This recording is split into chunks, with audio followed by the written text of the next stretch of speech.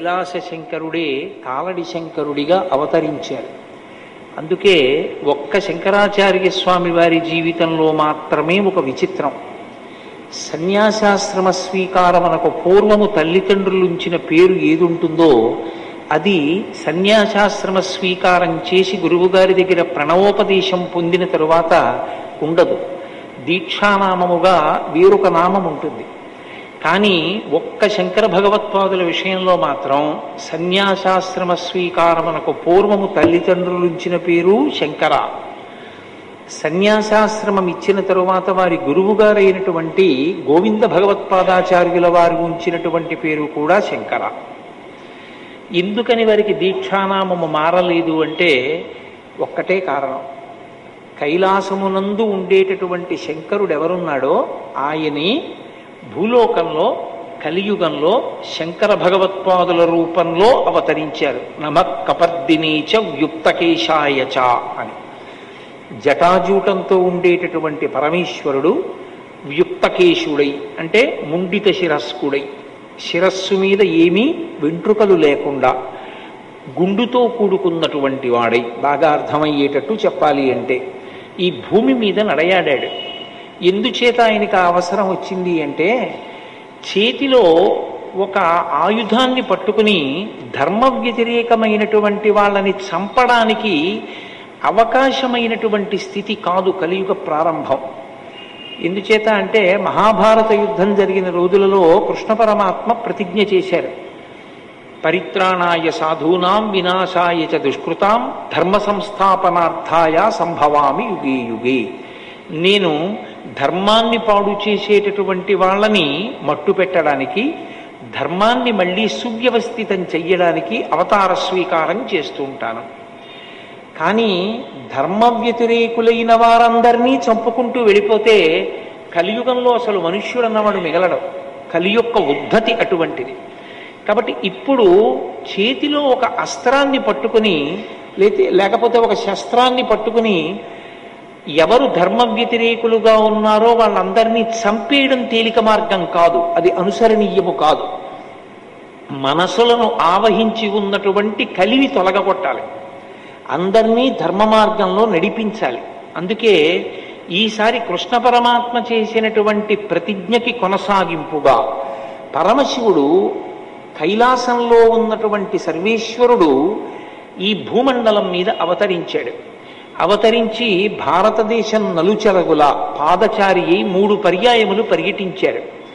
కేవలం 32 సంవత్సరములు మాత్రమే వారు శరీరంతో ఉన్నప్పటికీ అవైదికమైనటువంటి వాదనలన్నిటినీ ఖండించి మళ్ళీ వేదము యొక్క ప్రమాణాన్ని సువ్యవస్థితం చేశారు.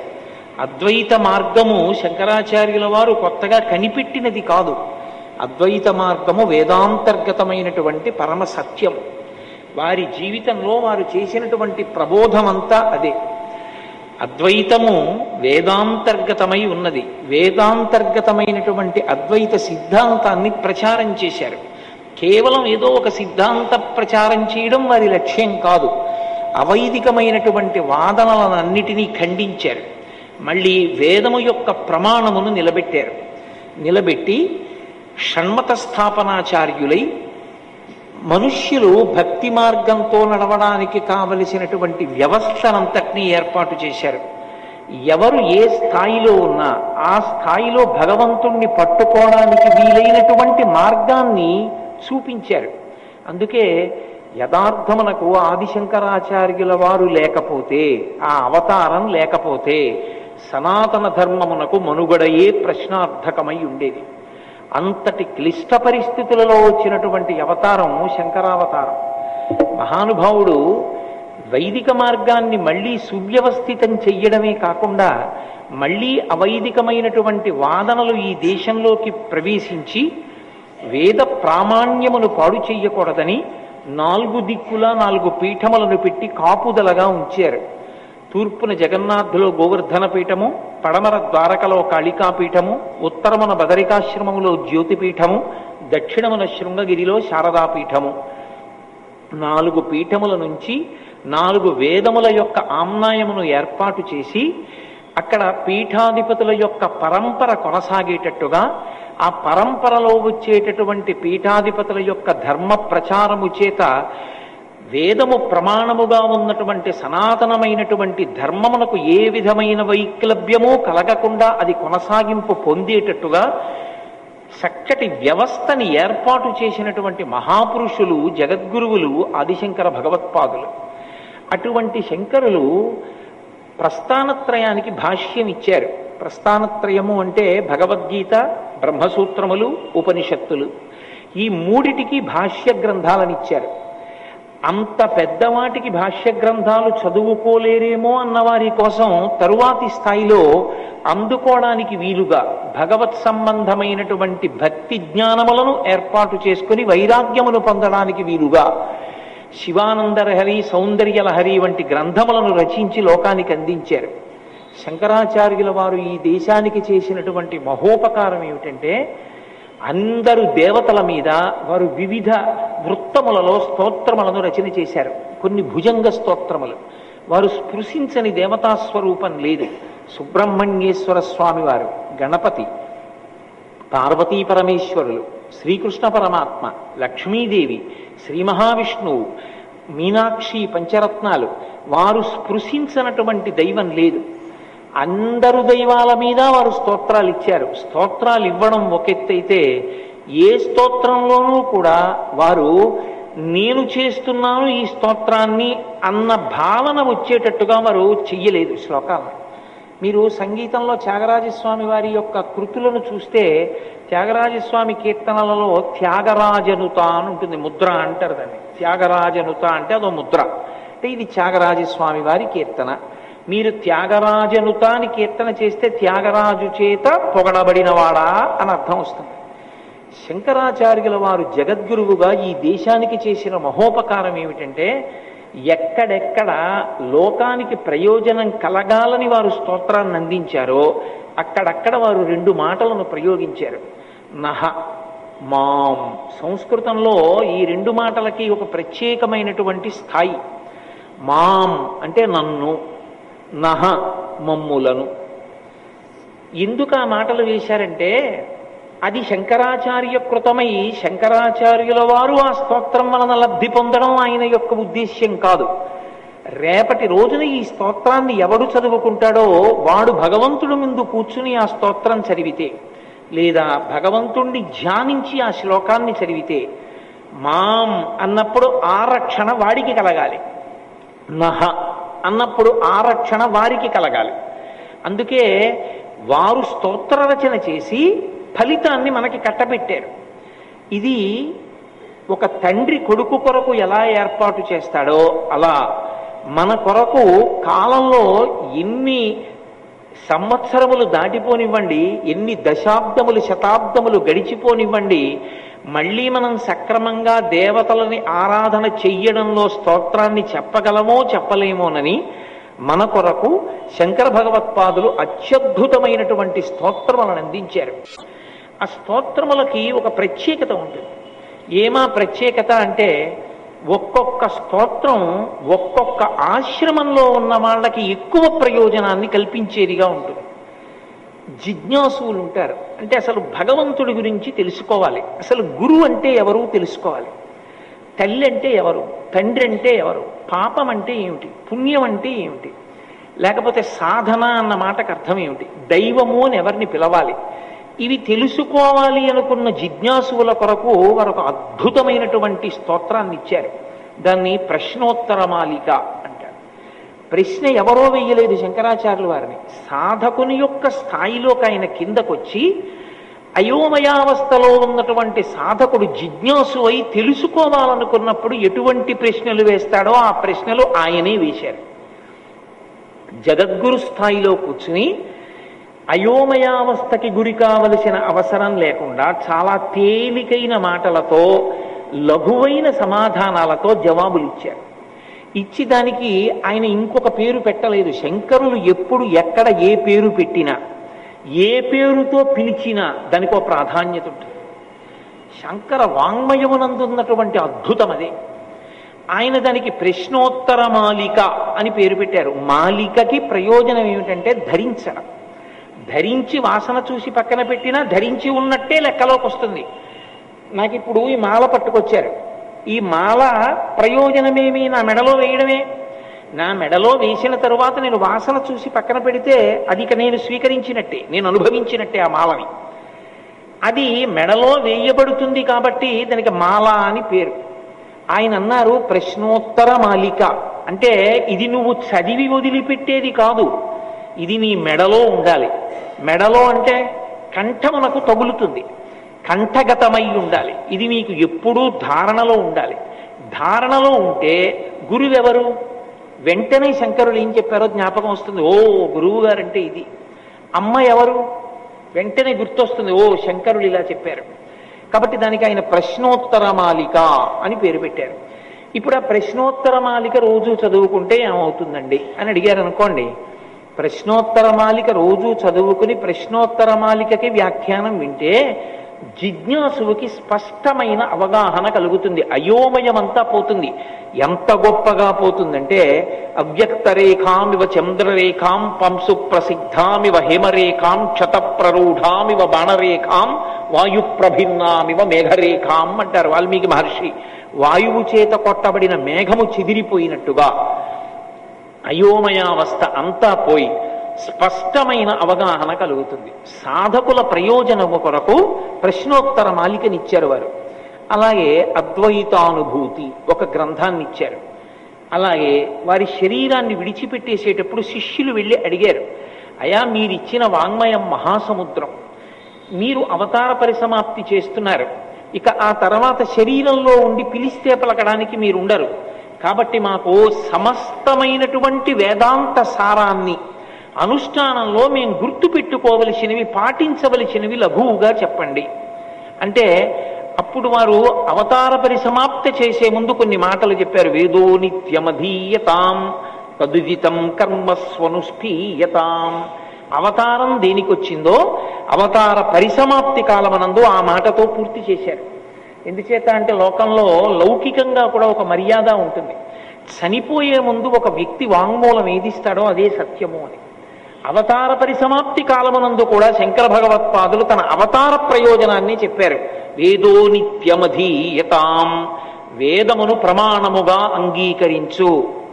తదుదితం కర్మస్వనుష్ఠీయతాం, వేదం ఎలా చెప్పిందో అలా కర్మ చెయ్యి తప్ప వేదము చెప్పనిది నీ యొక్క స్వంత ఆలోచన తీసుకొచ్చి కర్మానుష్ఠానమునందు పెట్టవద్దు అని వారు లఘువైన సమాధానములతో శిష్యులకు సందేశం ఇచ్చారు.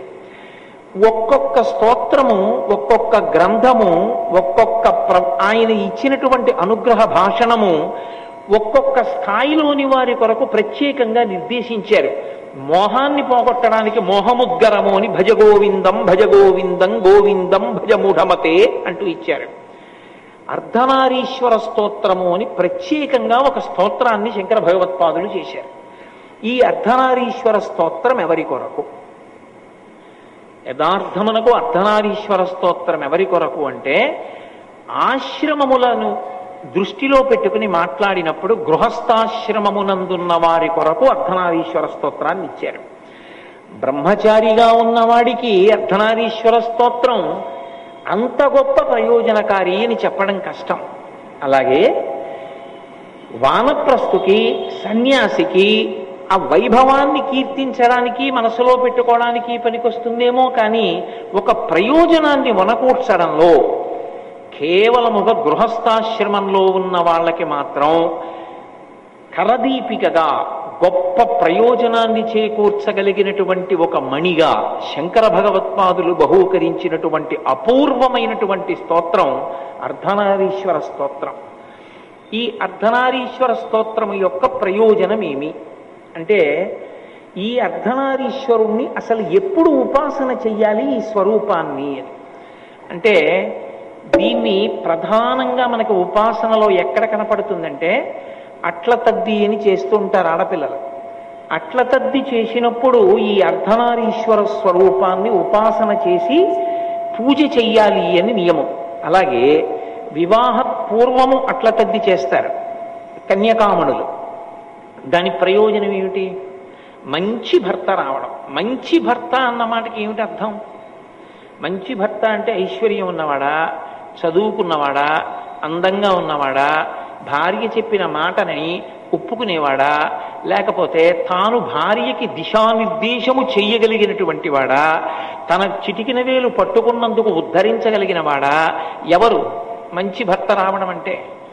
మంచి భర్త వచ్చుట అన్న మాటకి యథార్థమైన అర్థమేమి అంటే, అన్యోన్యతతో జీవనము సాగి దాంపత్యమునకు ప్రయోజనములు ఏవి అని శాస్త్రము నిర్దేశించినదో ఆ ప్రయోజనములను సిద్ధింపచేయగలిగిన సమర్థుడైన పురుషుడు భర్తగా లభించుట. వివాహమైపోయిన తర్వాత కూడా అట్ల తద్దికి ప్రయోజనం ఏమిటి? భర్తతో అన్యోన్యతయే, అన్యోన్యమైన దాంపత్యము కొరకే ఈ వ్రతాన్ని చేస్తారు. చేసి అప్పుడు కూడా అర్ధనారీశ్వర స్వరూపాన్ని స్తోత్రం చేస్తారు. అసలు యథార్థంగా మాట్లాడాలంటే శ్రీకాళహస్తి వంటి పరమపావనమైన క్షేత్రంలో, శ్రీశైల క్షేత్రంలో యథార్థమునకు ఉన్నటువంటి స్వరూపము అర్ధనారీశ్వర స్వరూపమే. అందుకే నడిచే దేవుడిని పేర్గాంచినటువంటి మహాపురుషులు, కంచికామకోటి పీఠాధిపత్యం వహించినటువంటి మహాస్వామి చంద్రశేఖరేంద్ర సరస్వతి మహాస్వామి వారు శ్రీకాళహస్తి క్షేత్ర దర్శనానికి వెళ్ళారు. ఒకప్పుడు వెళ్ళి వారు ఒక మాట చెప్పారు. వారు ఒక్కసారి క్షేత్రం వంక చూస్తే ఆ క్షేత్ర వైభవాన్ని చెప్పగలిగేవారు. ఆయన అన్నారు, ఈ క్షేత్రము అప్రదక్షిణంతో కూడుకున్న క్షేత్రం. అందుకే రాజగోపురంలోంచి మీరు లోపలికి వెళ్ళినప్పుడు ప్రదక్షిణంగా వెళ్ళరు. కుడి భుజం వైపుకి ఉండదు దేవాలయం, ఎడం భుజం వైపుకి దేవాలయం ఉండేటట్టుగా పాతాళ గణపతి దగ్గర నుంచి వెడతారు.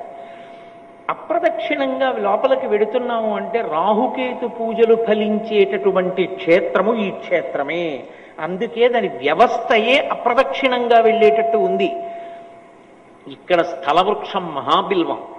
ఈ శ్రీకాళహస్తి క్షేత్రంలో అర్ధనారీశ్వర స్వరూపము అధిష్టానమై ఉన్నది. ఎక్కడో ఉంది ఆ స్వరూపం అన్నారు. తర్వాత ఆ స్వరూపం సువర్ణముఖరీ నది యందు ప్రకాశించింది. అక్కడ తవ్వుతున్నప్పుడు ఇప్పటికీ అక్కడ దేవాలయం ఉంది.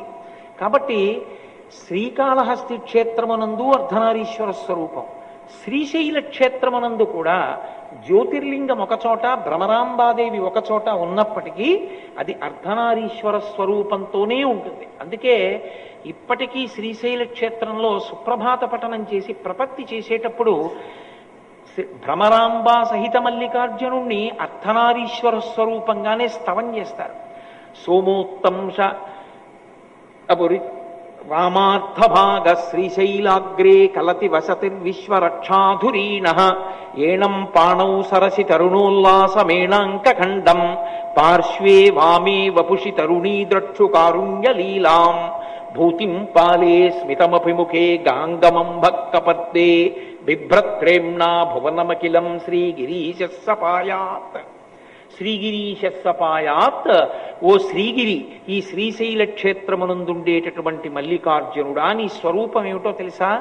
ఏణం పాణౌ, జింక పిల్లని చేత్తో పట్టుకుంటాడు. ఏణం పాణౌ సరసి తరుణోల్లాసమేణాంక ఖండం పార్శ్వే వామే వపుషి తరుణీ. వపుషి అంటే శరీరం. శరీరము యొక్క వామార్ధ భాగమునందు పార్వతీదేవిని, ఎడమ భాగమునందు ఉంచుకున్నటువంటి ఓ పరమేశ్వరుడా నీకు నమస్కారము. సోమోత్తంశ పరిషదామీష జీవాతురీశ పాశచ్ఛేత్తాపదయుగజుషాం పుల్ల మల్లీనికాస ధ్యేయో దేవ ప్రకటితవధూరూపవామాత్మభాగ శ్రీశైలాగ్రే కలతి వసతిర్ విశ్వరక్షాధురీణ అని ఇంకో శ్లోకం. ఓ విశ్వరక్షాధురీనుడైనటువంటి మల్లికార్జునుడా, నీ వామభాగమునందు అర్ధనారీశ్వరుడవై పార్వతీదేవి శోభిస్తోంది.